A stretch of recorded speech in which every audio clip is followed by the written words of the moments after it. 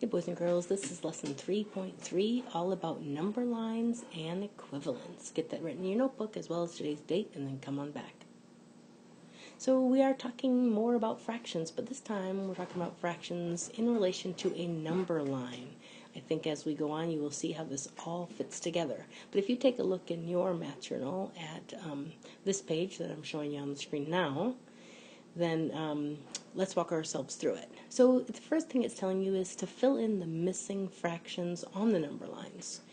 So I want to really point out a few really important things to make sure you're understanding about how these go, okay? So make sure that you get, when I'm looking at fractions and the parts that they are, I'm going to make sure that I'm looking at this piece right here. This is 1 part, 2 part, 3 parts, and 4 parts.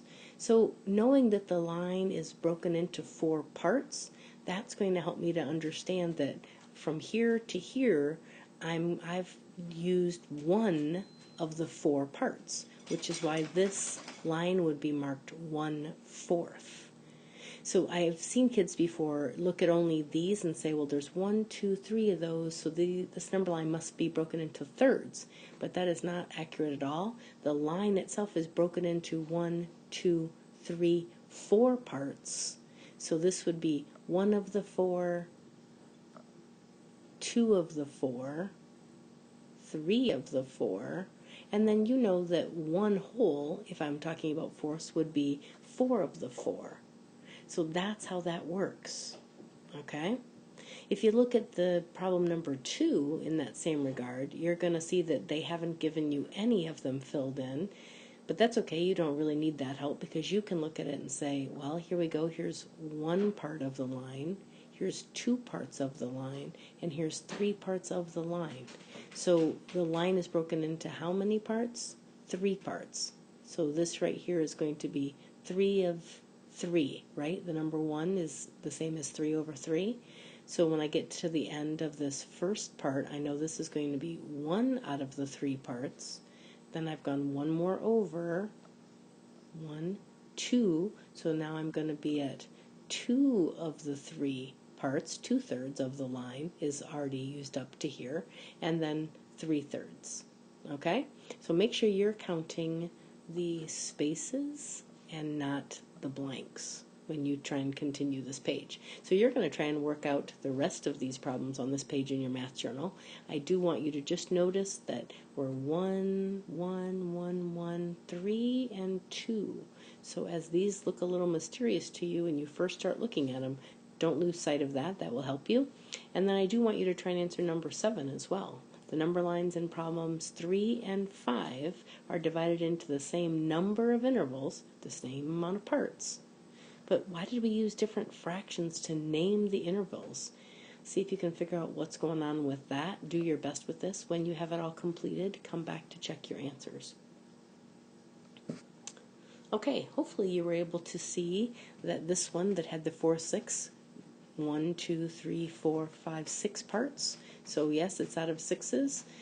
1, 6, 2, 6, 3, 6, 4, 6, 5, 6, and 6 sixths. Awesome. This one's cut into 8 parts, so out of 8 are each of them, and counting along the line. This one I hope you saw was from 0 to 3, so the intervals, more than one interval, right? Intervals would be, units would normally be from 0 to 1. This one is 3 of those. So up to here is going to be 1, right? And 1 is represented, since what was here was 2 halves. You know 2 halves is the same as 1, right? So if I'm in halves, here I've got to 1 of my halves. Now I'm in 2 of my halves, 3 of my halves, 4 of my halves, 5 of my halves, and 6 of my halves, or 3. And you would see this one right here, 4 halves would be the same as 2, right? So I could also have written those numbers in. And then the bottom one is going from 0 to 2, and the one they told me in the middle, they wanted it to be in fifths, and I know 5/5 is 1 whole, right? So hopefully you're able to follow that pattern as well. When we look to see, so how are these different, 3 and 5? Hopefully you could see they're both divided into 6 parts, totally true. But For problem 3, it's an interval of 1, and for problem 5, it's an interval of 3. So the whole or the units aren't representing the same distance after all, even though they have the same parts. So be aware of that, okay? Some notes for you to take down in your notebook on number lines in general.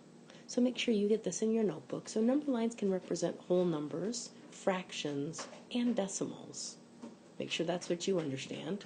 Make sure that you understand that the whole or unit on a number line is the interval from 0 to 1, unless it's otherwise noted, and it's measured by length. And then to find fractions on a number line, the whole or the unit interval is divided into parts of equal length. This part is really important that you understand. We don't just guesstimate that. They have to actually be equal length. That's the whole fair shares concept of fractions, as you know. The other thing I want you to think about is that you can use number lines as a tool to help you find equivalent fractions, and that is what we're going to be doing next. So make sure you get all these in your notebook. When you have it done, come on back. Okay, so there's an additional page in your math journal where you don't have the lines filled in, but it's a number line poster for you. I'm going to link for you this slide that I'm currently looking at, this one that is filled in, which you could use to cut into parts to fill in on your journal page if you'd like to, or you can just use it and write it the best you can in your notes. It's up to you on that, but I will put a link to this sheet out for you. So the way I want to look at this is to use it as a way to find equivalent fractions. I'm going to picture that I have a straight edge, and I'm going to draw my straight edge down the lines to try and find some equivalent fractions. So for example, if I'm looking to find what's equivalent to 1/2, I could draw my straight edge right down the 1/2, and I would be able to see that I've got several things that would be equivalent, right? So in the tenths there, you can see that though I'm kind of over top of it, 5/10 is going to be equivalent to 1/2. You can also see in the sixths that 3/6 is equivalent, and in the 12ths, 6/12 is equivalent. So if I'm laying my straight edge on something and I'm making it perfectly straight, that's a way I could find equivalent fractions. So see if you can do the same concept and find a couple equivalent fractions. Kind of eyeball it on this video to see if you can find some. Maybe looking around the thirds and the sixths, that might be a good place for you to start seeing what you can see, and then maybe down into the 12ths as well. So take a look, write a few down for you, and we will talk about more of them as we go. So here's a page in your math journal that you can complete now that you've done the different activities. Hopefully you can see that the answers as they are recorded on this page make sense to you. And we will talk more about that in class if you need some more help. If any of that doesn't make sense to you, we'll definitely be chatting about it. And then here's your home link, 3.3, looking very similar to that journal page that I was just showing you. So make sure you get this home link done. Looks like you're going to have on this one 1, 2, 3, 4, 5, 6, 7, 8, 9, 10, 11, 12, 13, 14, 15 different problems that you could be getting it out of. So make sure you count how many you get correct to get yourself a percent. When you have this done, come on back. You can check the answers right on here. And again, it is out of 15. So get your fraction written, and then the top number divided by the bottom will give you your percent. Okay?